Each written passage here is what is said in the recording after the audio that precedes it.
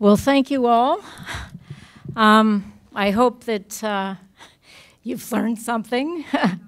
And I hope you'll agree that this was an extremely powerful film about an extremely critical issue, especially at this time. I want to thank all of you for taking time on a very busy evening to join us. I want to thank Miami-Dade College, which really is the incubator of dreamers, has been for a long, long time. Cosmos, who's always there for us, and bought the food for the reception. I believe this is being live streamed right now. Do we have any dreamers here? Let's hear it for the dreamers. Okay. Roughly 70,000 young, wonderful people have applied and have gotten a temporary reprieve under deferred action for childhood arrivals. Florida has the 5th largest number of such dreamers. There's so much at stake for these youth right now, especially in this election cycle. I'm getting lots of calls from dreamers asking me, you know, what's going to happen after the election. And unfortunately, there's nothing I can tell them that is going to give them peace of mind. We can only hope. And then, for those of you who pray, that once this election is over, Congress will finally step up to the plate and do the right thing. I first met Juan after one of our attorneys had been at the Broward Transitional Center giving a Know Your Rights presentation, and met Juan's mother, who urged Colleen Corrigan, our attorney, please help my sons, please help my sons. And when I went out the next morning, I knew what I had to do is get a statement from them so that folks in Congress and the media and others could hear in their own words what they were going through and what it would mean if they were deported. I wanted to meet with the mom and the 2 boys, but I wasn't allowed to because they wouldn't let them be together, male and female. And I knew time was against us, and so took the statement, went back to the office, sent it out to everybody I could think of, and then the phone didn't stop ringing off the hook. And the students that stood up and fought for Juan, let me tell you something, I couldn't keep up with them. What a bunch of smart, energetic, wonderful folks. And, you know, it really takes a village. Before I introduce the panel, I just want to say that Lincoln Diaz-Balart, when he was in Congress, tried to help introduce the private bill in the House, but it wasn't enough to stop their deportation. Ana Navarro, who's a Republican and is on CNN all the time, was the one who told me that Senator Dodd was going to be at the Biltmore Hotel and arranged for me to bring Juan and Alex to meet with him. Congresswoman Ileana Ross-Layton was great. And the media really covered this story from beginning to end. You know, Juan had a work permit for 5 years. 5 years. So when he applied for deferred action under the Childhood Arrival Program, they already knew that he was eligible for this kind of relief. He'd already had his fingerprints taken for 5 years in a row. And at some point, there was an 8-month backlog in terms of processing these applications. I reached out to the head of U.S. Citizenship and Immigration Services trying to make the case. I didn't hear back. I wanted to go to the media. One wouldn't let me, and I understand why. And he left for Brazil in August of 2013, and 2 months later, we got the notice from USCIS that they were intending to deny his application. Why were they intending to deny it? Because he'd been out of the country for 2 months. The good news about Juan is today is his first day of classes at Harvard University in the MBA program. So we have an amazing panel. I'm going to introduce them. And then going to ask them each one question, and then we're going to open it to questions from all of you. Aldo Bello an Emmy award-winning documentary filmmaker. He's also a TV producer. He and his wife founded Mind and Media. He was born in Santiago, Chile. He has a master's from the University of Maryland in TV and film. In 2005, Washingtonian Magazine named Mind and Media one of the 55 greatest places to work in the region. And the Washington Business Journal, likewise, said that Mind and Media was one of the 50 best places to work in Greater Washington. This film won several awards, I think 2 Emmys. It was the best of the festival at the Washington Independent Film Festival. And I remember when I first met Aldo, I was so struck by how compassionate he was, how caring, how meticulous about what he was doing, how patient he was, a real delight to work with. Manny Diaz, for those of you from Miami, he needs no introduction.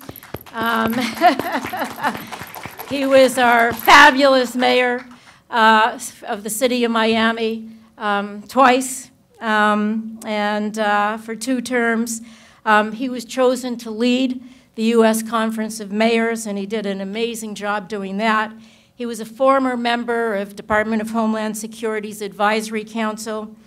He's always been fighting for fair and humane treatment of immigrants. And he's always been there for the Dreamers. And I remember in 2012, when Manny called me, he knew that we were trying to convince the president to exercise his authority to grant these kids a temporary reprieve. And he called me and he said, "What can I do to help?" And believe me, help he did, without a doubt. He's won over 100 awards. I'm not going to take the time to list them, but I'll just list one. He was one of America's best leaders by U.S. News and World Report and the Kennedy School of Government, the Center for Public Leadership. He's now a senior partner at Lydecker and Diaz. And finally, Gaby Pacheco, who's here tonight, even though she's not feeling well at all. Gaby is a nationally recognized human rights leader, which is pretty obvious if you saw the film.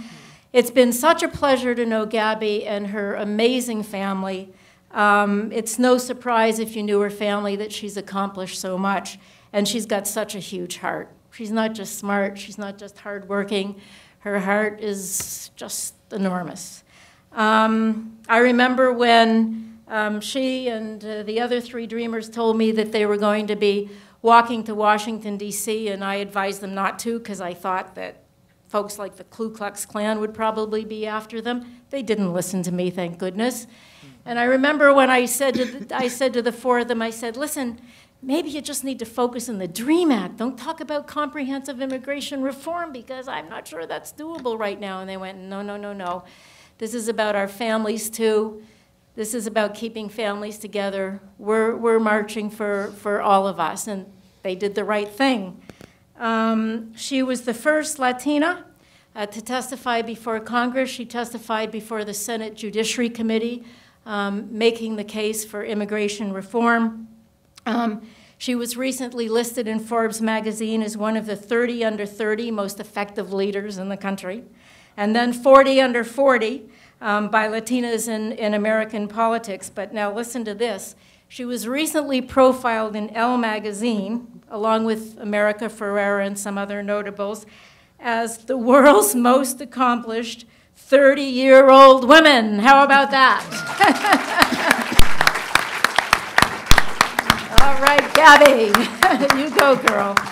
So my first question, Aldo, is for you.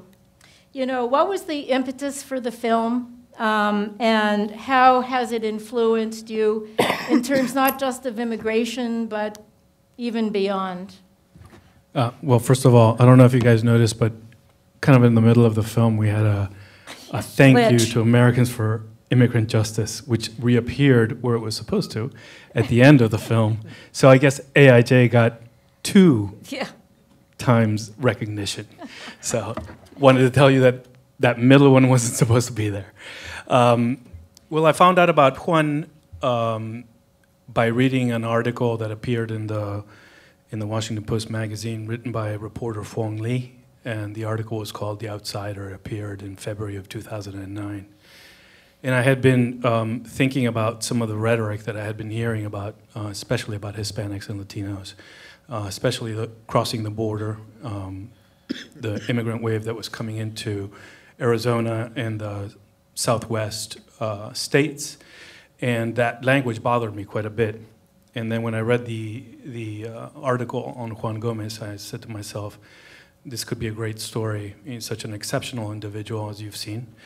As Cheryl has said, he's back in the United States now after being gone for 3 years because he got accepted to Harvard Business School, and he's going to be getting his MBA there, so that just shows. But as a soon-to-be Brazilian citizen, not as an American. And so think about that. Think about the talent that left this country, went to work in Brazil. Brazil has opened its arms to him, and he's coming back here to further his education, and ultimately he's going to be a Brazilian citizen. So bravo for Brazil. Manny, I'm not going to ask you a question because, as you told me when we were in the lobby, you could talk about this forever. So what do you want to say? Golly. Well, the first thing I want to say is, Aldo, congratulations on the movie. I mean, really outstanding.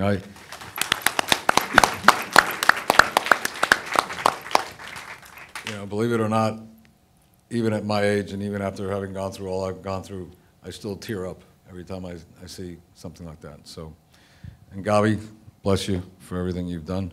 You're only 30? Yeah, 30. God, I remember when I was 30. And Cheryl, I think I've known you at least since I was 30. Right. I was trying to remember on the way here today. Did we meet at the Haitian Refugee Center? We did. Oh, God. I was in law school. Not that long ago. I was in law school. Hey. God, there's so many things I want to say. You're right. I think the first thing I want to say is that I think, and this is sort of past, present, and future, and Juan made a statement during the film, which I found particularly important, and that is that he said that he felt as a second-class citizen. And I'm here to tell you that we all are, we have been, and for the foreseeable future at least, we will continue to be second-class citizens. And I say that because of this. In the 1960s, when I was a young man that arrived from Cuba and lived just 2 short blocks away from here, there were signs that said, no Cubans, no dogs, no Cubans need apply, and all the other things that you can imagine. And I spent the next number of years starting to get involved in local politics and local community organizations and issues, and found myself in 1980 fighting, again, a local, what was really called an anti-bilingual ordinance, which was really an English-only law, which was really, in effect, an anti-immigrant masked issue, which was a referendum, which people in Miami-Dade County voted on, and not even going to make you guess which way the people of Miami-Dade County voted. Very ugly, very bigoted campaign, which was in effect the first in the country. And then it went on to Tallahassee, where we were fortunate enough to beat it, and Washington, where we were also fortunate enough to beat it. Today, it doesn't matter that you say we should have an English-only law. In fact, it's generally accepted by even Latinos. We did not, because there was no one arguing to have anything other than English as the official language of the United States. And what it really was a pretense for saying, you're in America, you act like an American, you speak only English. And that was true in 1980, and there were people that were printing bumper stickers that said, "Will the last American please bring the flag with you when you leave Miami?" That was 1980. Then in 2000, in one of my few actual representations of an immigration client. I represented a little 6-year-old Cuban boy. And regardless of what you felt about the issue, as far as we were concerned, from a legal perspective, was does he have a due process right to go in front of a judge and be adjudicated? And our Attorney General decided that he did not, and he did not. Total discretion. But the point is that during that debate, there were a lot of people who were formerly friends, and that division that I saw in the 1960s, and I saw in 1980, resurfaced in 2000. And in 2016, I would venture to say, it is not that different. Just watch the presidential campaign. What is most distressing to me is not that the fringe, however you define fringe, not that the fringe takes those kinds of positions. The reason we don't have comprehensive immigration reform in America is because everybody else in the middle doesn't want it and isn't pushing hard enough. That's the only reason we don't have it. The fringe would be easy. Think about it. If only the KKK were opposed to comprehensive immigration reform, I guarantee you we would have it. But the fact of the matter is that there isn't enough pressure from the rest of us in America that represent whatever that middle is, that is putting enough pressure on people in Congress to pass something. And until that happens, folks, nothing will pass. And Cheryl mentioned 2012. In March of 2012, I went to the AIJ annual gala. And in fact, Aldo, I think you were getting an award there. And I sat down with Gaby and I think Carlos and the others, and they talked me through the issue. And I walked out of there and I said, I've got to do something about this. This is ridiculous, stupid. This is typical of how short-sighted we are in America. I called Cheryl the next day. I said, Cheryl, I want to do something about this. What can I do? She said, well, we got to convince this and this and that. And I said, you mean to tell me that the president could actually do something about this? She said, yes. I want you to know that I spent the next 3 months trying to convince the president of the United States, who, by the way, I strongly support, that this was the right thing to do. And along the way, I got a tremendous amount of pushback. While they were out marching around and doing their thing, I was working behind the scenes with people in the administration, people in Senator Reid's office, Univision, Telemundo, Miami Herald, everybody in the press, national organizations like La Raza, et cetera, et cetera. I called up everybody in my contacts list and said, how in the world can we not do this? How in the world is our president not going to do something which, number one, is the right thing to do? And now let's talk about politics. The last I checked, he's being called the deporter-in-chief by national Latino organizations. Why? Because he's deported more people than W did. And so, and here are the polls that have come out. I mean, there's no possible reason in the world. And by the way, we're in an election year. And as the movie showed, he needs a Latino vote. How in the world is he not going to do this? And then they said, well, there's a legal issue involved. I said, what's the legal issue? I called Cheryl. Cheryl, what's the legal issue here? I've got a letter from 200 of the top immigration law professors in America that says he can do this. Back to the White House and back on that fight.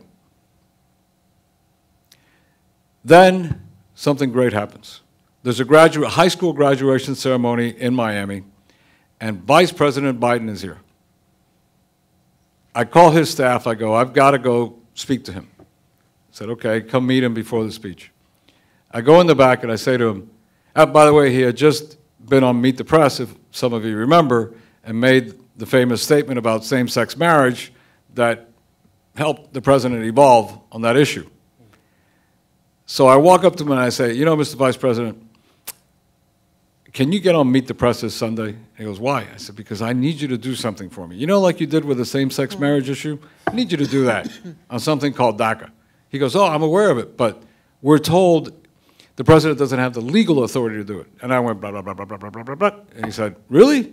He called in his entire staff that was traveling with him, and he said, come here, listen to what Manny's saying. Blah, blah, blah.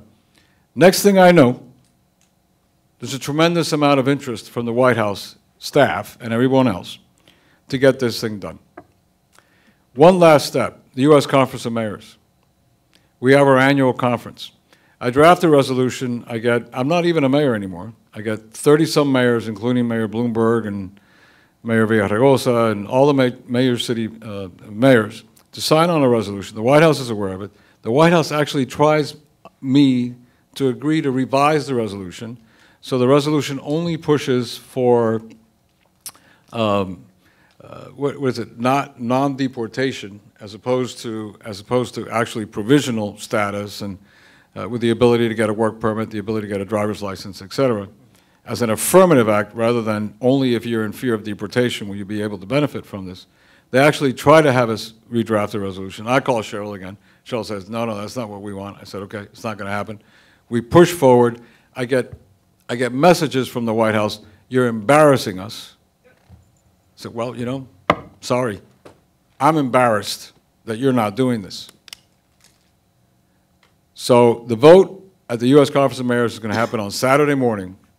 On Friday morning, you saw the press conference. The president approves DACA. It shouldn't be that hard to do the right thing. Thanks, Manny. Gaby, you were at the forefront of an incredibly powerful national movement to move this issue forward. Where are we with that movement today? And I know that one of the things that you did from the onset was work hard to work with both Republicans and Democrats to hopefully find common ground. Can you just tell us a little bit about that as well? Yes. Thank you so much for being here tonight. The stakes are really high for all of us. And I think it's really important to see that people like you care about this and will spend a Monday night to watch this film, to show support, but also to hear from us. So thank you for this. So the immigrant rights movement, at least from the young people, has grown tremendously and is very diverse more than ever.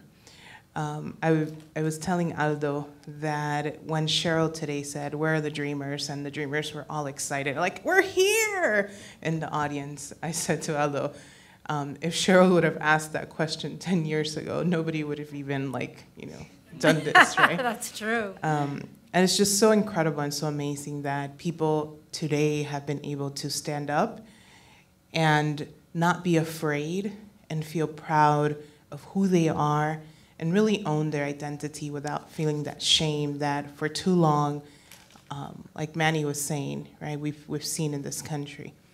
That shame that we hear today from the presidential election where we are told we are the other that is not wanted in this country, that needs to leave, and that there needs to be this big, big wall to prevent us from being here. So to me, I think I love being around Manny because Manny really represents what I feel is a good politician and is somebody that does the right thing, not because of their party and where their party stands, but really where the right thing needs to be. And it's so disappointing. Today, at 2 o'clock, ABC News, and there's, you know, the Miami Herald has been writing, or will be writing about this, the Univision has been writing about this, but ABC News talks about how President Obama has deported the most amount of people than practically all the presidents combined. Like he beat George Bush in the first 2 years of his presidency, of 8 years of Bush's presidency. And getting the president to move on DACA was an effort that just, like Manny said, was unnecessary. I remember having a conversation with Cheryl, and she was like, Gaby, I don't know if I can vote for him. And I was like, oh, okay, good. So I went to the White House and I was like, you know, there's even white people that are saying, right? Because it's not just Latinos, right? There's your people, the people that voted you in, saying they don't know if they're going to be able to reelect you. And even getting the pressure of some of the organizations that came on board at the end to say this is the right thing to do would sit us down and say, you are going to make the first African-American president lose his reelection campaign. And so I think that today where we stand is a very scary place because Donald Trump, in my opinion, would be such a destruction to this country overall, but when you talk about immigrants, right, that's really scary. And I don't think so much because of what he believes, because he doesn't really have a belief. He just goes with whatever, right? But it's the people that he's aligned himself with and are advising him. The senators, the representatives who have endorsed him, the people that are standing behind him that are just out front, anti-immigrant, members of the KKK, have written things like, you know, Hispanics and brown people are inferior. They are dumber than white people, right? Like these are the people that are with his campaign. But at the same time, you look at President Obama and you look at the ABC News article that came out today, and you think about what is our prospect and what are we going to do? And who is speaking for us? And who is being a leader in the White House, in Congress? And so, you know, really it goes back to us of what are we going to do? And I know this is cheesy, and I know you hear it a lot, and right now you're being bombarded by it, but it's really in our vote. And I remember when I was student government president at Miami-Dade College, and I had a candidates forum. I don't remember, I think it was like, well, it was one of the local politics, and one of the people running came up, and he, you know, got the microphone, and he said, I don't even know what I'm doing here. You guys don't matter because you don't vote. He put the mic down and he left. And everybody was just like, what just happened? But it was one of the biggest lessons that I've, you know, ever had in my life. I was completely embarrassed. Everyone in the room was like, what just happened? But he taught us all that we really don't matter. People of color in this country don't matter because we don't vote and we don't know the power of our voice. DACA was not given to us because the president one morning woke up and said, I have the idea, this is what I'm gonna do. The president had tremendous pressure from people, like Manny said, all over. Any chance, any opportunity we had to get anybody to speak on this issue, we would do it. And I remember Cheryl was with us when we were meeting with the White House legal counsel folks, arguing that we can do DACA, that deferred action was something that could be given to students, to dreamers, to people that had kind of similar criteria of the DREAM Act. And we had devised, you know, to get this letter from the law professors telling another law professor, who's now in office, that yes, indeed, he had the power to do this. And we had given the story, we had leaked the story to La Opinión, very strategic. We were going to Latino, they were trying to get the Latino vote. And we sat there and the story wasn't coming out, and finally got a text, the story's out, and we said to them, and by the way, there's a story in La Opinión that you should check out. It's about 100 law professors who are saying that the president has the power to do this. And I remember their faces. One woman put her head down and shook no, like, oh no, it's coming for us. So all this to say that it's taken courageous acts, it's taken just people hammering and talking and screaming even, interrupting the president in the middle of his speeches and just saying, enough, you're deporting us, you're hurting our communities, you're hurting our families, to get to DACA. And just DACA, something temporary that can be taken anytime away, that everyone is freaking out, those that have DACA like myself, because Trump has said the first day he's in office, he'll take it away. And every single one of us has given all of our information to the government freely. Every single one of us. The government knows where we all live.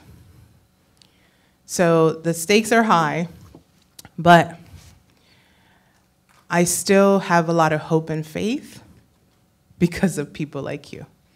And because there's people like you that I know that are gonna speak out, that are gonna, if you know, you're gonna vote, by the way, August 30th, right? Last date to vote, tomorrow. Local politics are actually more important than the national, but I have hope because of all of you. So thank you again for being here, and it's gonna be okay because we care. Okay, time for your questions. How are we going to do this? Do we have someone who has a microphone? Ariella? We can hear. Huh? You're probably here. Oh, okay. Somebody on top there.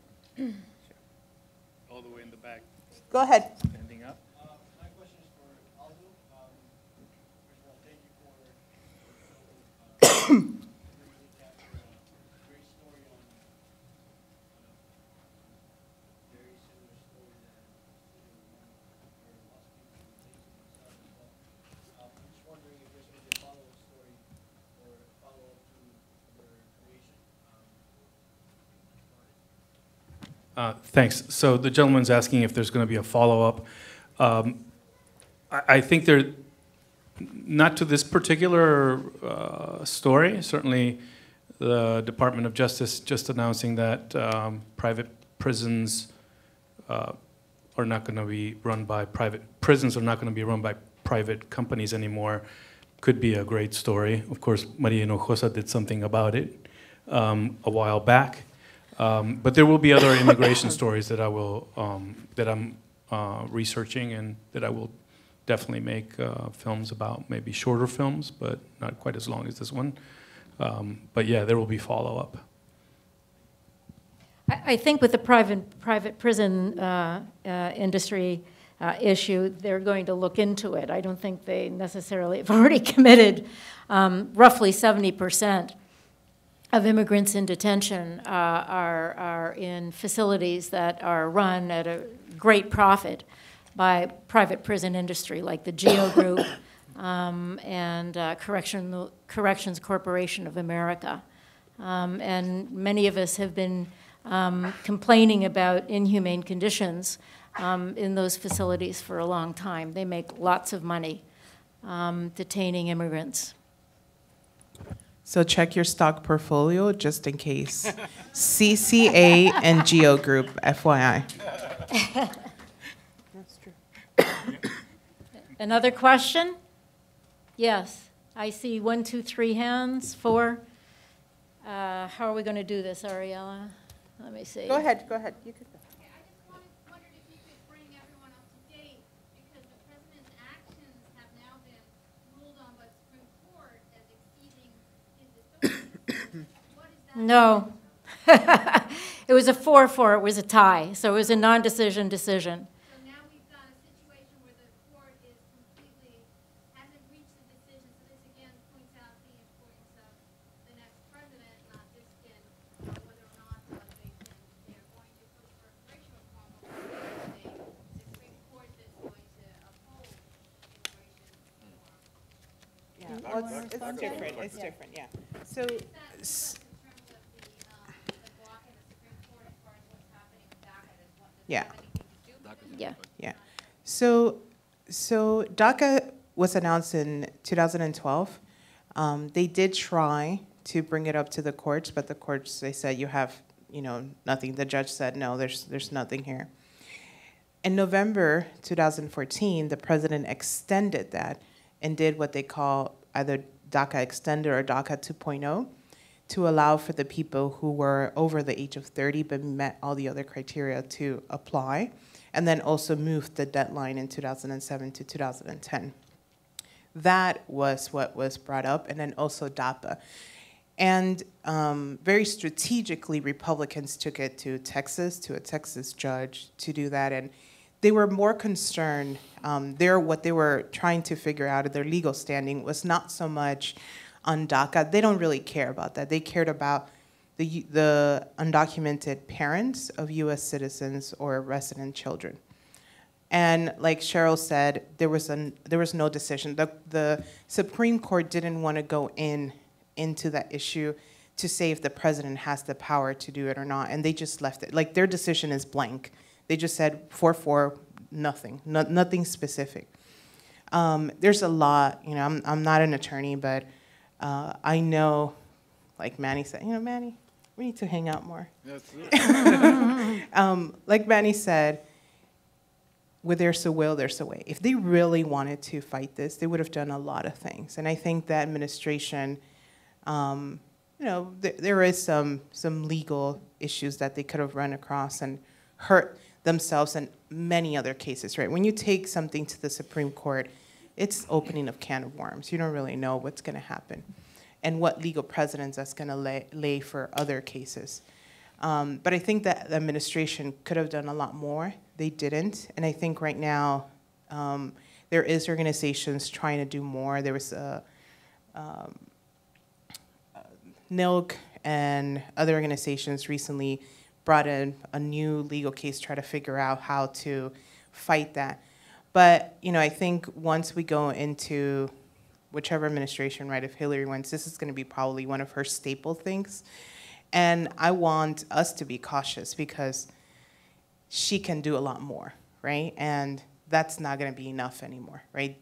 DACA extended, and DAPA is going to be amazing and great. And I think once she gets in office, her folks are going to be able to figure out, and I think that's kind of the threat, right, that it's being used in our community to say, this is why she's important. That's why mi voz es su voto, right? Kind of like the campaign that she has going on. But I think that we're going to be okay on that. And I think once Hillary, you know, gets into office, that program, they'll figure out a way to implement that program. I just want to add that the Supreme Court decision left in place, their non-decision, left in place a nationwide injunction. So when the president announced DAPA-DACA, there were so many immigrant families who were thrilled because, you know, over the course of the past, you know, number of years, so many families have been separated. So many young children have been placed in foster care when their parents have been deported. Families have been torn apart. Every day, you know, we learn of families that are being torn apart. And they were so hopeful that something was finally going to be done that was going to give them a temporary reprieve, and that children weren't going to have to wake up in the morning wondering when they kiss their parents goodbye if they'd ever see them again. 26 states, including Florida, joined in that lawsuit that was filed in Texas.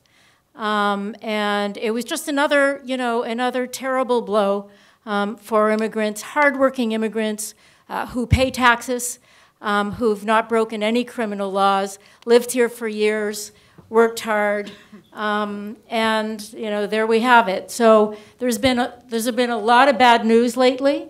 And, you know, it's time for things to start turning around. Other questions? Yes. Hi, guys. So I just want to say thank you guys for coming out here.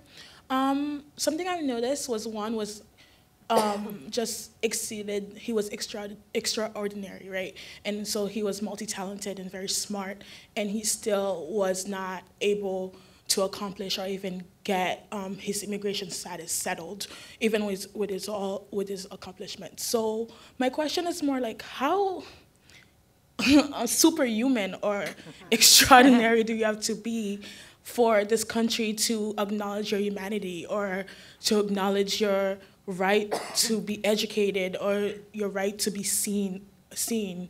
And because of that, because one wasn't seen, so you get a brain drain.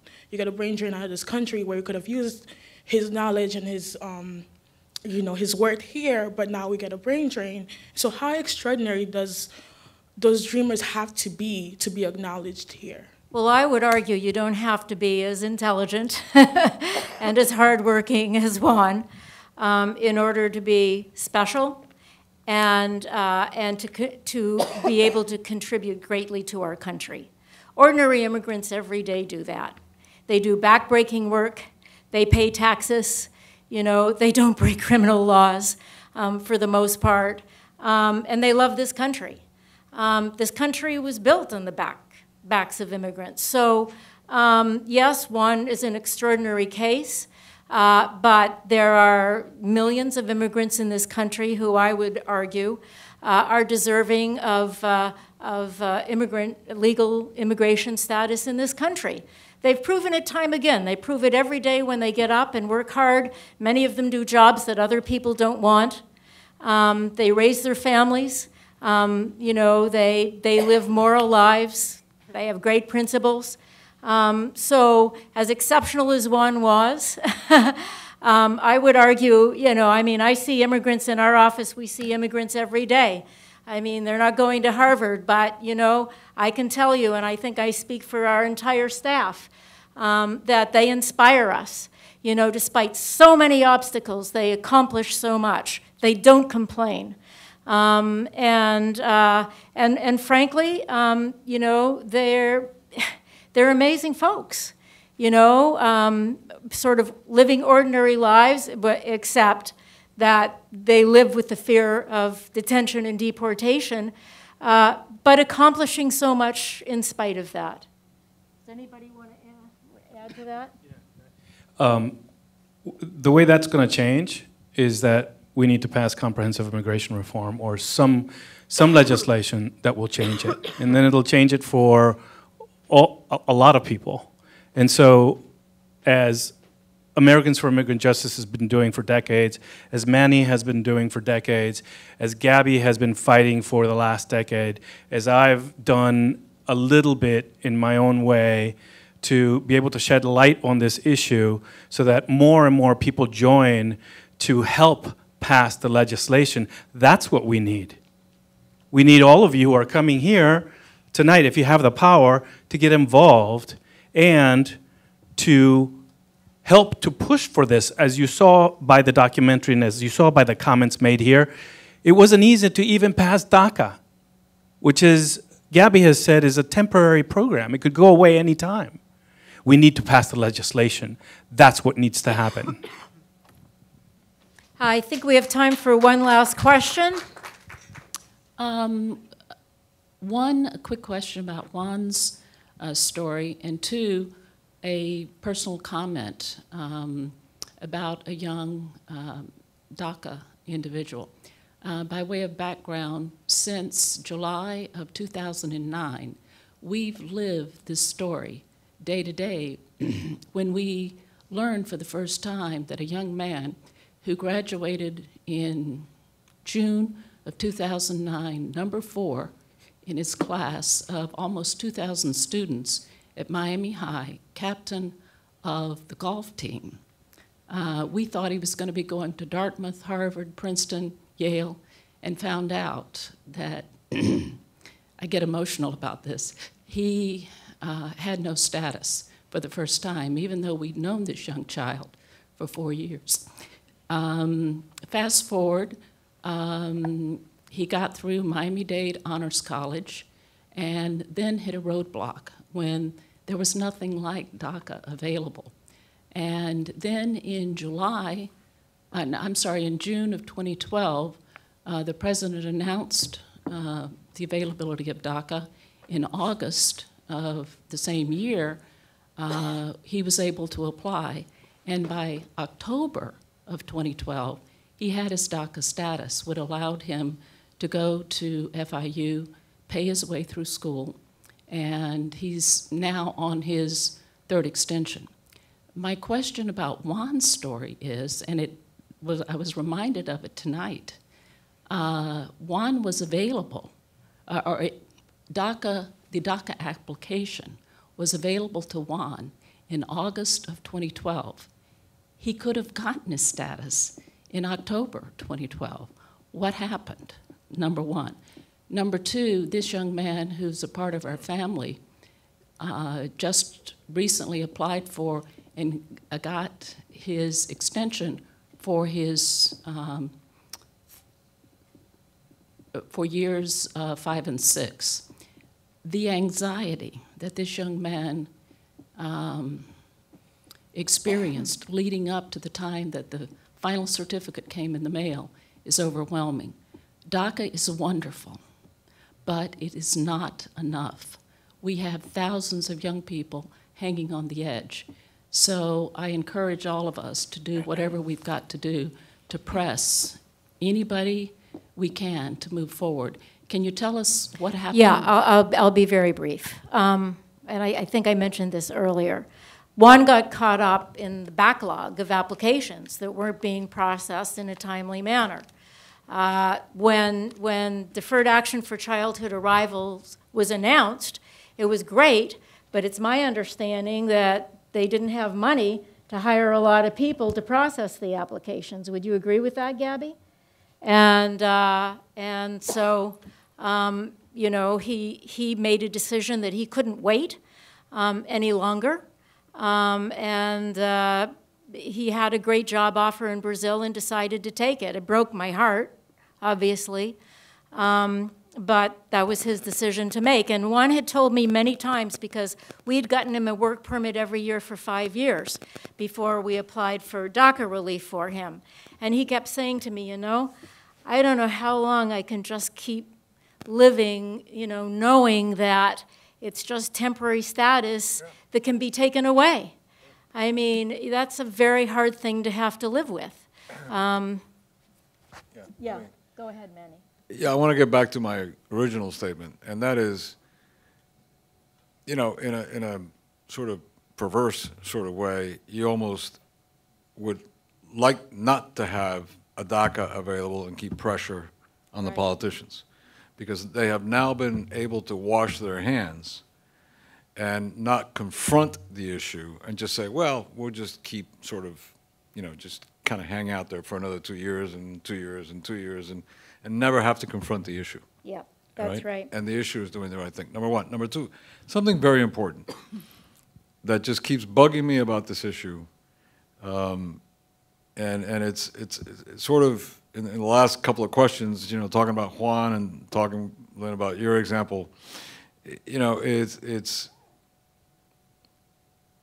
and I related back to my my early years, my young years, and I see Gaby now, and it's this notion that, and I don't know if it's got to be true for everybody, but I mean it's certainly true for us. Okay, in 1980, when we were fighting the English-only anti-bilingualism thing, I remember so many times hearing something like, "Well, this isn't meant for you, because you're not like the rest of them. I mean, look at you, you don't have an accent, you're wearing a coat and tie, you're going to school, you're respectable, blah, blah, blah." And that is still true today. And so when we debate this issue, we tend to want to highlight the Juans and the this one and that one and that one. And that's not going to win us over any votes, because the reaction is, yeah, well, those are good kids, and yeah, I mean, if he's going to Harvard, damn, he should stay here. And if he's a nuclear scientist, damn, he should stay here. But, you know, all those other guys that are, like, crossing the border or jumping the impenetrable fence that we're about to build, nah, we don't want those guys. And so you're either, like, a rocket scientist that's getting an MBA at Harvard, or you don't belong here. Yep. To your point, Cheryl. That's a very good point. Right? And I think that's a real problem in terms of our ability to win on this issue. I want to end tonight. There was a column by Fabiola Santiago in the Miami Herald in late June, and this was her message to dreamers. In this moment of uncertainty and fear, stay in the course of winning.